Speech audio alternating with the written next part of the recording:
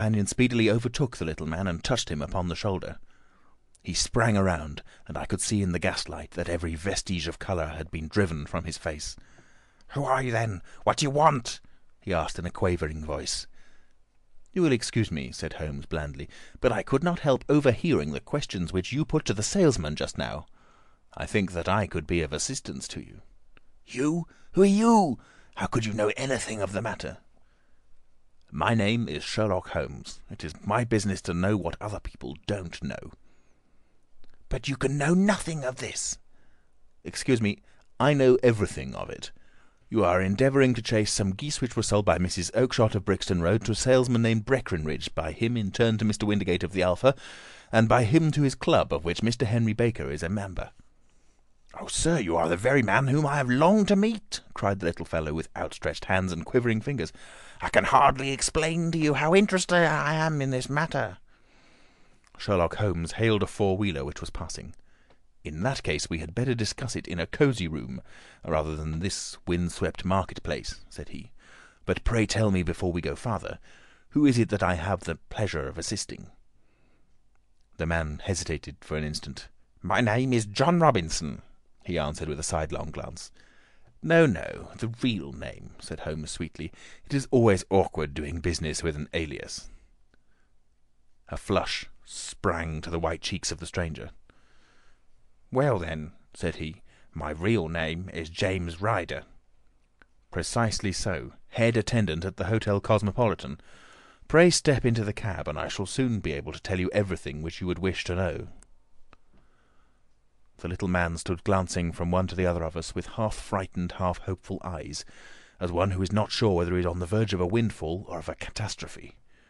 Then he stepped into the cab, and in half an hour we were back in the sitting-room at Baker Street. Nothing had been said during our drive, but the high, thin breathing of our new companion, and the claspings and unclaspings of his hands, spoke of the nervous tension within him. "Here we are," said Holmes cheerily as we filed into the room. "The fire looks very seasonable in this weather. You look cold, Mr. Ryder. Pray take the basket chair. I will just put on my slippers before we settle this little matter of yours. Now then, you want to know what became of those geese?" "Yes, sir. Or rather, I fancy, of that goose." "It was one bird, I imagine, in which you were interested. White, with a black bar across the tail?" Ryder quivered with emotion. "Oh, sir," he cried, "can you tell me where it went to?" "It came here." "Here?" "Yes, and a most remarkable bird it proved. I don't wonder that you should take an interest in it. It laid an egg after it was dead. The bonniest, brightest little blue egg that was ever seen. I have it here in my museum." Our visitor staggered to his feet and clutched the mantelpiece with his right hand. Holmes unlocked his strong-box and held up the blue carbuncle, which shone out like a star, with a cold, brilliant, many-pointed radiance. Ryder stood glaring with a drawn face, uncertain whether to claim or to disown it. "The game's up, Ryder," said Holmes quietly. "Hold up, man, or you'll be into the fire. Give him an arm back into his chair, Watson. He's not got blood enough to go in for felony with impunity. Give him a dash of brandy. So, now he looks a little more human. What a shrimp it is, to be sure." For a moment he had staggered and nearly fallen, but the brandy brought a tinge of colour into his cheeks, and he sat staring with frightened eyes at his accuser.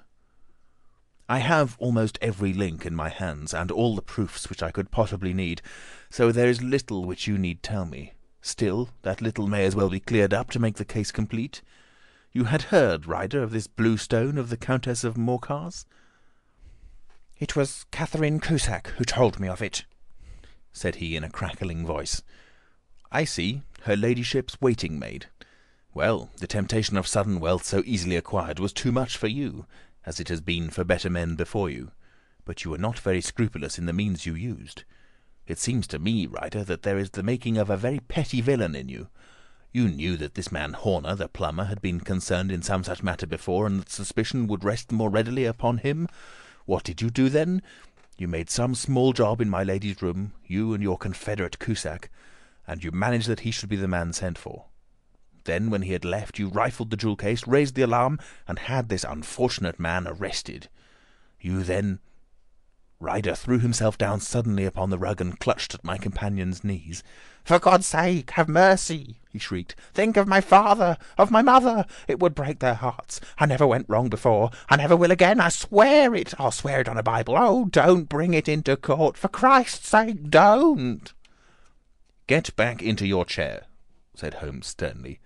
"It's all very well to cringe and crawl now, but you thought little enough for this poor Horner in the dock for a crime of which he knew nothing." "I will fly, Mr. Holmes. I will leave the country, sir.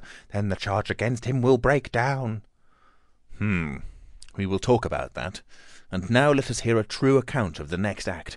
How came the stone into the goose, and how came the goose into the open market? Tell us the truth, for there lies your only hope of safety." Ryder passed his tongue over his parched lips.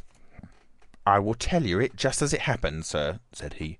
"When Horner had been arrested, it seemed to me that it would be best for me to get away with the stone at once, for I did not know at what moment the police might not take it into their heads to search me and my room. There was no place about the hotel where it would be safe. I went out, as if on some commission, and I made for my sister's house. She had married a man named Oakshott and lived in Brixton Road, where she fattened fowls for the market. All the way there every man I met seemed to me to be a policeman or a detective, and for all that it was a cold night, the sweat was pouring down my face before I came to the Brixton Road. My sister asked me what was the matter and why I was so pale, but I told her that I had been upset by the jewel robbery at the hotel. Then I went into the backyard and smoked a pipe and wondered what it would be best to do. I once had a friend called Maudsley who went to the bad and has just been serving his time in Pentonville. One day he had met me and fell into talk about the ways of thieves and how they would get rid of what they stole. I knew that he would be right true to me, for I knew one or two things about him, so I made up my mind to go right on to Kilburn, where he lived, and take him into my confidence. He would show me how to turn the stone into money, but how to get to him in safety.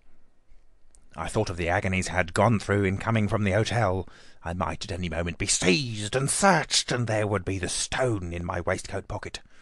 I was leaning against the wall at the time and looking at the geese, which were waddling around about my feet, and suddenly an idea came into my head which showed me how I could beat the best detective that had ever lived. My sister had told me some weeks before that I might have the pick of her geese for a Christmas present, and I knew that she was always as good as her word. I would take my goose now, and in it I would carry my stone to Kilburn. There was a little shed in the yard, and behind this I drove one of the birds, a big fine one with a barred tail. I caught it, and prying its bill open, I thrust the stone down its throat as far as my finger could reach. The bird gave a gulp, and I felt the stone pass along its gullet and down into its crop. But the creature flapped and struggled, and out came my sister to know what was the matter. As I turned to speak to her, the brute broke loose and fluttered off among the others. "Whatever were you doing to that bird, Jem?" says she. "Well," said I, "you said you'd give me one for Christmas, and I was feeling which one was the fattest." "Oh," says she, "we've set yours aside for you. Jem's bird, we call it. It's the big white one over yonder. There's 26 of them, which makes one for you and one for us, and 2 dozen for the market." "Thank you, Maggie," says I, "but if it's all the same to you, I'd rather have the one that I was handling just now."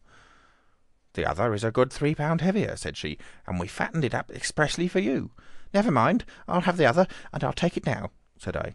"Oh, just as you like," said she, a little huffed. Which is it you want, then?" That white one with the barred tail, right in the middle of the flock." "Oh, very well, kill it and take it with you." Well, I did what she said, Mr. Holmes, and I carried the bird all the way to Kilburn. I told my pal what I had done, for he was a man that it was easy to tell a thing like that to. He laughed until he choked, and we got a knife and opened the goose. My heart turned to water, for there was no sign of the stone, and I knew that some terrible mistake had occurred.